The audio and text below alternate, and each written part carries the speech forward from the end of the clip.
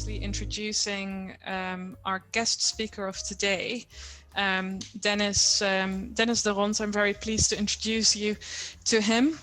So Dennis is basically a brand guru who's basically did this job for most of his working career. He started off as a designer and is now pretty much focused on strategy and anything in relation to brand. So he owns Skyne, which you may have heard of, as they are actually very successful in the region, and they score one project after the other in various industries, which is really interesting and exciting. And I'm also pleased to say that Dennis has actually assisted us with the brand launch at INS when I worked at INS last year, and it has been a very successful project. In fact, they've actually won an award in the region. So I'm very pleased to introduce Dennis, and I'm very glad that he's taken the time out and share his precious time with us. I would like to pose the first question to Dennis on the topic of brand, which is what we're going to discuss today. And Dennis, perhaps you can tell me, let's first go back to the basics, right? What is a brand and why is it so important? Yeah, well, brands are actually they're in the minds of people. They live in the mind of people. It's you could say it's an emotional connection between a person and a company or a service.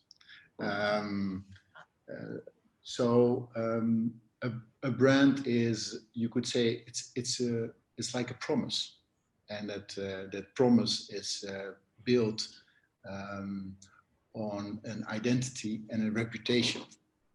And identity is how we see ourselves, of course, and reputation is based on how others perceive us. And yeah, things that are from an identity point of view, you could say that's the vision and the mission and the personality and the values. And if you talk about reputation, then it's our actions, our behaviors, our talks, our interactions. They make our reputation. But actually, if you think about brands and what a brand is, then thousands of books have been written about branding, and everybody has his own idea about it, what it should be. I have a design background, and I looked for a way, how can I explain branding in a more simple way, so that everybody gets it and that you can also work with it. And for me, to explain brands, then you can say that brands are like people. Like people, we all have a name, we all have a personality, a character. We have a certain look. We have certain clothes. We behave in a certain way. We talk in a certain way. We have a certain voice. And actually, the same thing is with brands. If you think about it, brands also have a name, and they also have a way of how they look, and brands also have a voice. So if you keep that in mind, then then you can say that it's almost the same as with people. Brands are like people. And so Dennis, would you say that an element of a brand would be like physiological, where you actually do sort of like associate or identify yourself with a specific brand? And if you think that's the case, and like there is a psychological aspect to it, what sort of brand do you think is very strong at doing that, and what would you identify yourself with? Oh, that's a difficult one, actually. I think, well, of course, there are a lot of brands that I could relate to. Maybe it's also in different in different years of my career that I would relate to other brands. At the moment, I wouldn't know exactly who I would be as a brand. Of course, there is something like aspiration and what it really would be.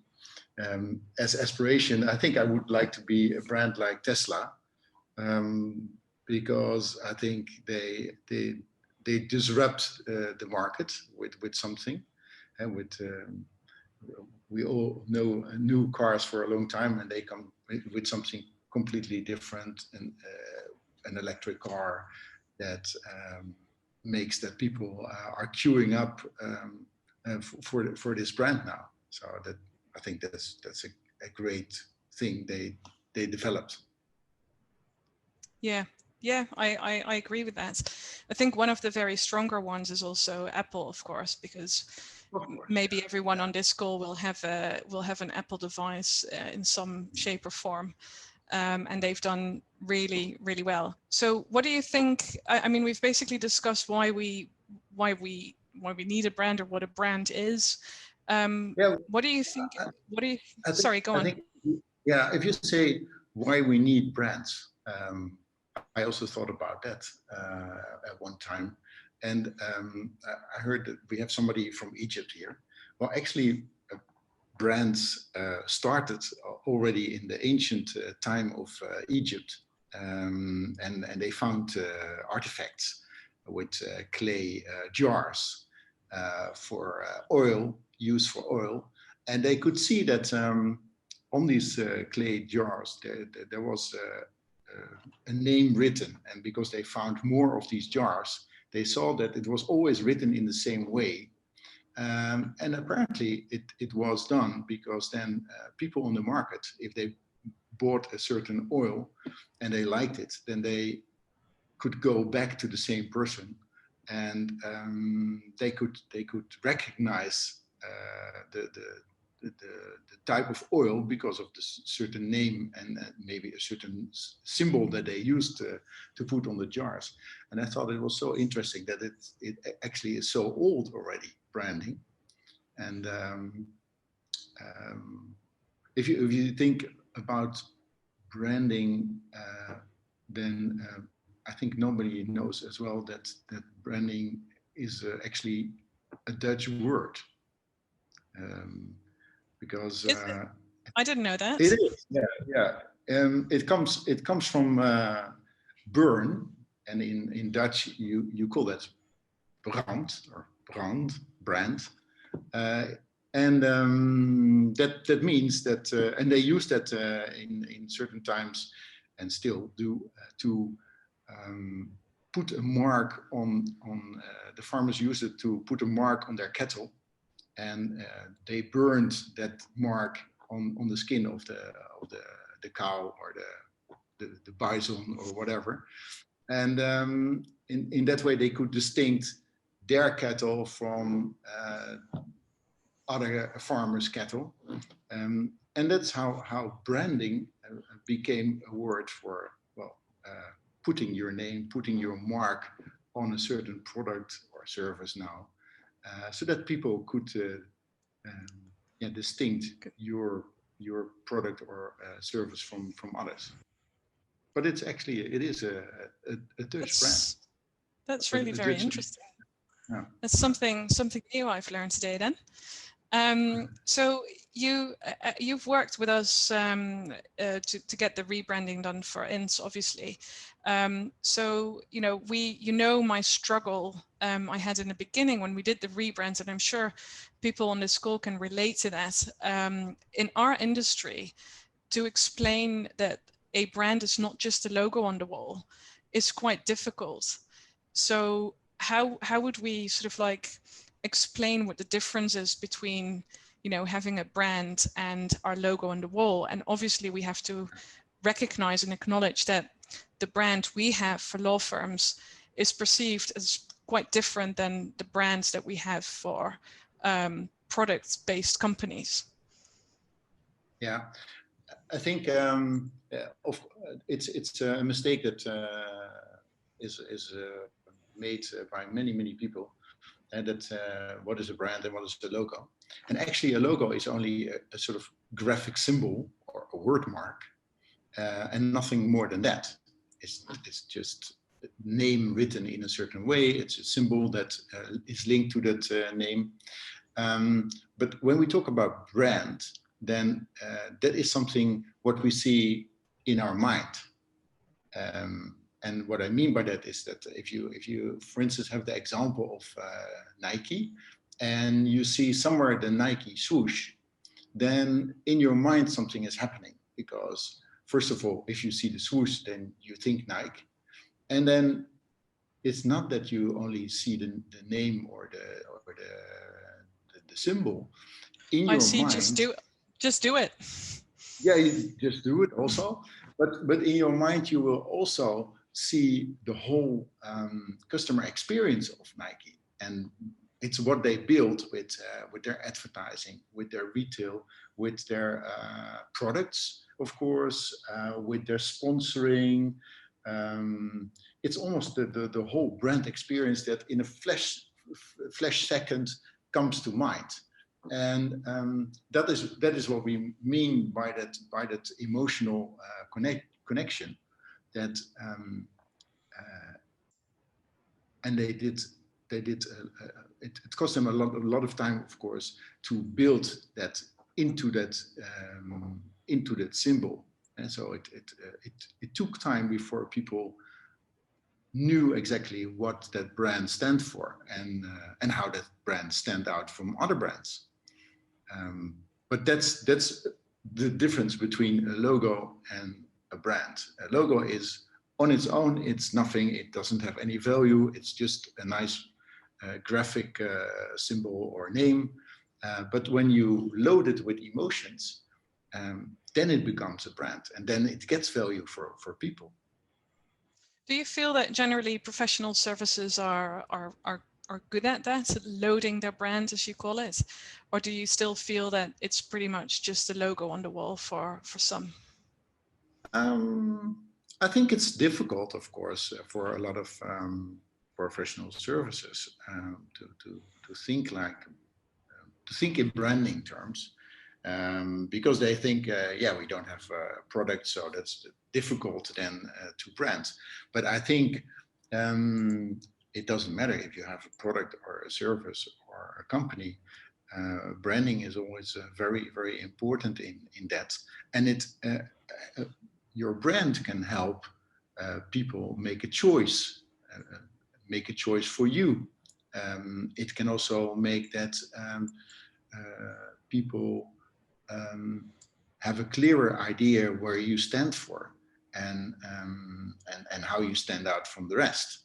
So in that sense, it is very important also for law firms to think about it, and to make sure that you spend time on your strategy, on your brand strategy, and your brand experience to your customers. Yeah, that makes sense. So I think for most of us on the call, we don't really work for new companies. We work for companies that have been there for a long time. So, you know, the brand has been there for a long time. In our case, it's been there for over 30 years.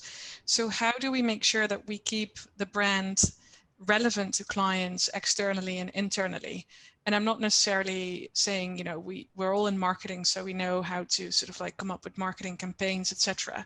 But really, when we talk about brand, what do we do? Do we need to refresh it every couple of years? Do we need to give it a new identity? Do we need to come up with new slogans? Or what is your view on that? Well, an important part of branding is, of course, that you make sure that you stay relevant.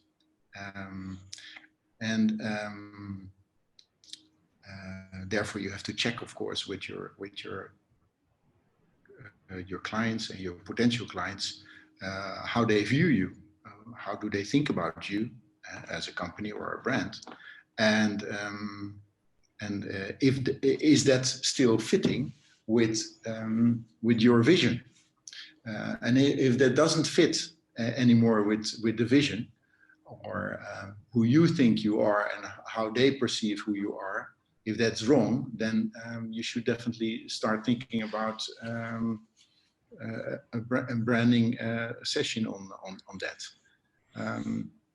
But I think also to give an example on that, for instance, Coca-Cola as a brand is perceived by my children. They're 19 and 16. They think it's a modern brand. It's a brand from now, from today. And actually, Coca-Cola is a brand that is more than 100 years old.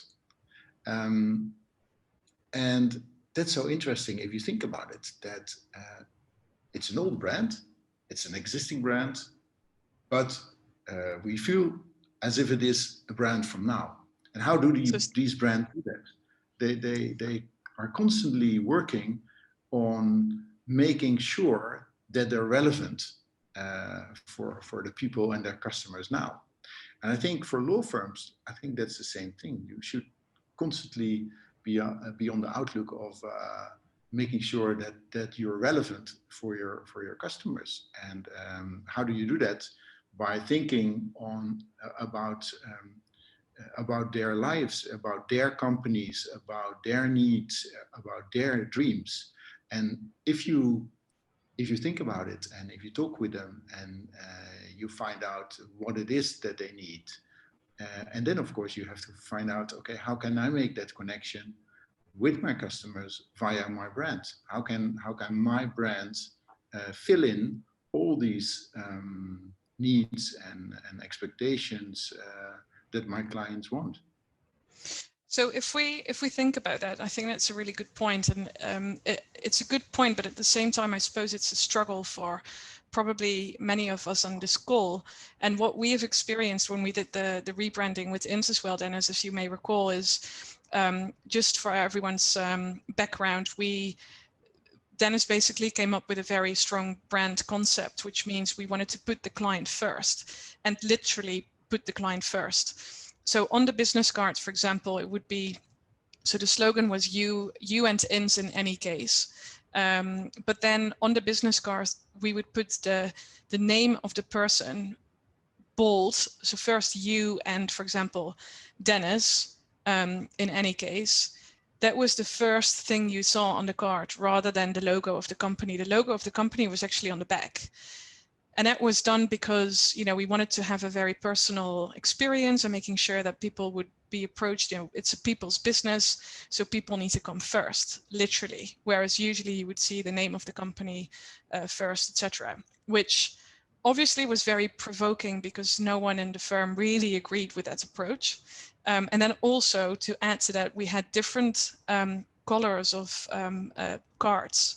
The backside was a different color. So we had about 4 or 5 different colors, I believe, which is great because if you go to networking events, I mean, now not so much, but before COVID, if you used to go to networking events, you could share your cards and ask, which color do you prefer, etc. And you would already have a conversation opener, which works really well, actually.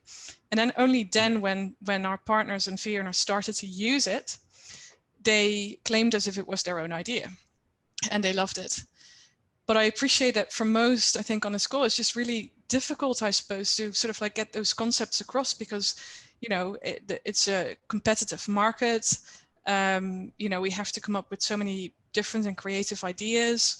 And especially when it comes to brand, I think, how do you stand out from what everyone else is doing? Everyone is using the blue and the gray and the green. So how do we make sure our brands stand out? How do you make sure your brand stand out? Yeah, of course. It all starts with thinking about where you stand as a brand now. And so you have to do research on that, finding out where you are now, where do you want to go, and then what is there what you really can use to stand out from the competition. And there is always something that is ownable and that is relevant for your clients that you can use. The only thing is, of course, you have to spend time on finding out what it is and how to communicate that, and then, of course, how to visualize that. But as you said, with INS, we also found something very important. And if you say, hey, we wanted at a time to put the client central and make it more personal, then yeah, people would say, yeah, that's logic. That's logic. Yeah, maybe it's logic. But we found out from research that was something that clients really, really appreciate if they get that feeling. And then, of course, comes that you, as a company, you have to make sure that you live up to that. Because if you don't live up to that, then there is no trust and nobody will believe you. But if you know exactly what is relevant for your client and connect that in your brand, and then live up to that in everything you do, yeah, then you're starting to build a brand.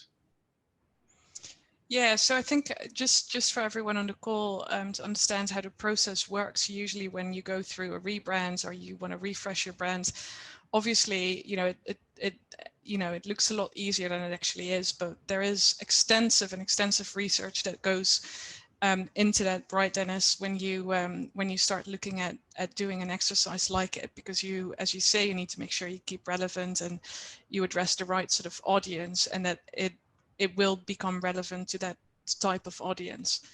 So that's something to keep in mind. It's just not a change of, again, a logo on the wall or a visual identity. It's a lot more than that. If we look at that, then sometimes we talk about it. People also, our clients come to us and they say, yeah, I want to rebrand. And then we say, well, then we start with insight, gathering insights, and we do research, and then we work on the brand strategy, and then we will start thinking about the identity and maybe the refreshment of the visual elements. And then some clients say to us, yeah, we would like to have that new logo, but and maybe also some new colors or change some brochures, but all the rest that's a waste of my time. I need it quick. Can you deliver it in 2 weeks' time? And then we start a dialogue, because if you only want to do something cosmetic, then we almost know for sure that it won't work, because as I said in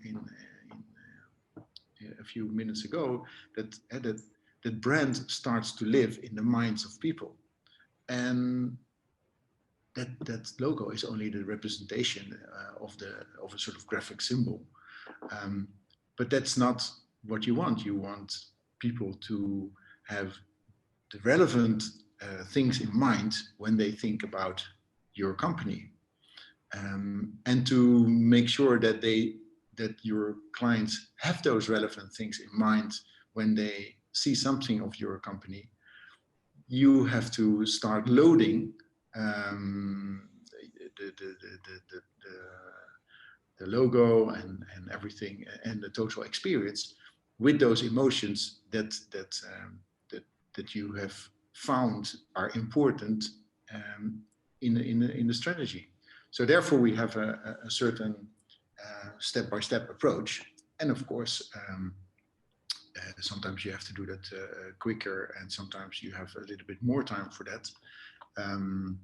But it's always good to start first with the brand strategy, and then do thorough market research, look at the competition, of course. We also always look at brands that are from complete different industries, but what can we learn from that? And why are they successful? And then in the next step, after the brand strategy and the positioning, then comes that we do the rebranding in design. And how do we visualize all those strategic points? And after that, next step is to create a brand book and a brand guidelines so that people also understand in the organization itself what this brand stands for. Because it's so important also in branding that if you start with something like that, that everybody of the organization knows exactly what this brand stands for and how they can help build on this brand emotion and brand experience. I completely agree. I think that's one of the most important parts if you look at a rebranding or refreshing your brands. I think is to make sure, especially in law firms, to get this buy-in from your partners, from your fee earners, so that everyone is, they understand that they can live and breathe the brand. You want them to be proud of the brand, and to use it all over where they can. And really be proud to say, I'm part of, in my case, Altamimi. So I think companies like you'll probably agree that companies like Nike and Apple, they are very strong at that. But how do law firms become the Nike or the Apple of this world? Yeah, well, I think building a brand for a telecom organization or a sports company or a law firm, in essence, there's no difference. You use the same path. You look at the market, you look at your clients, you try to find the right insights, build a strategy on that, and then develop all the brand elements. So in a sense, it's the same as what you as a law firm would do, the same as what Nike or what Apple also does. The only thing is, of course, that these brands like Nike and Apple, they spend an awful lot of money on media. So they make use of the fact that they have deep pockets on spending advertising.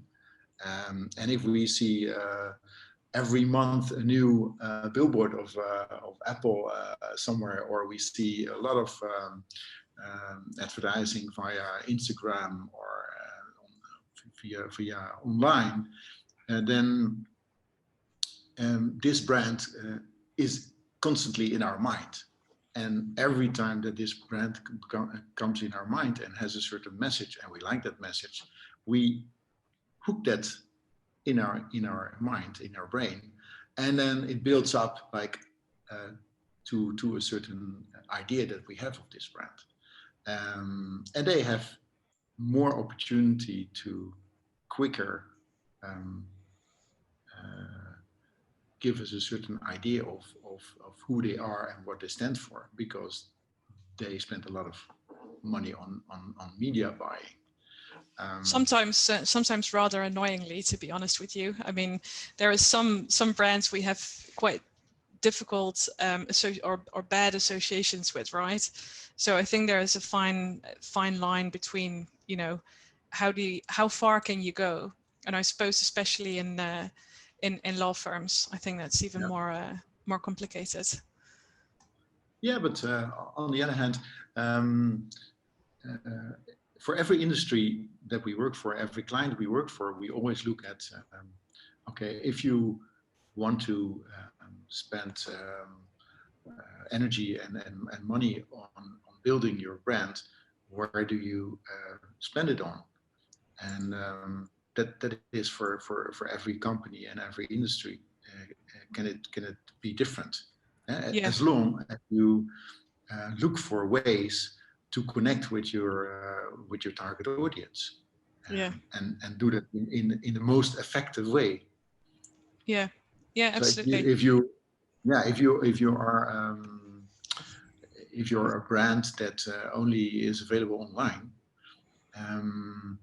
yes, you can say, well, then it can be still interesting to have a billboard on the road, but maybe that's not the most effective way to do it. And maybe you should, if you're an online brand, then you should spend your energy and your money online.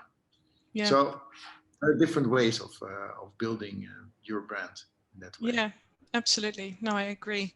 So is there a final tip you would like to give us all when it comes to branding and potentially how to engage with our fee earners to make sure that they know a brand is not just a logo on the wall?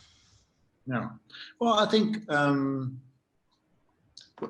it's good to remember that brands are like people, and think about, okay, if my brand is a person, what kind of person is that, and what kind of character, and why would he or she have that character? And that's all related, of course, to your target audience, to the people you want to have as a client. So that is something that is easy to remember, and that's maybe can spark some inspiration on this. Yeah. And another thing, I think, what is really important is that a brand is not built just in a month's time. It takes a bit of time, and you can you can make it quicker by spending more energy and more money behind it. But it will take time to build a brand. The only thing is of that if you succeed in building a strong brand, then it has an enormous value, because it makes that people will choose you above other brands or other companies that they are not so attracted to. So it really distincts yourself from the competition in a way that has nothing to do with if you have the best product or if you have the best people. No, it's based on that in the mind of your target audience, you have a preferable position, and that's why they choose you. And our work is to make sure that we help our clients to get that preferable position in the mind of the target audience. Yeah, I think that's a very, very useful tip. Certainly, that's something that stuck with me as well when we did the rebranding. So that's really helpful. I'm going to open up for questions. So if anyone wants to pose a question, please do switch.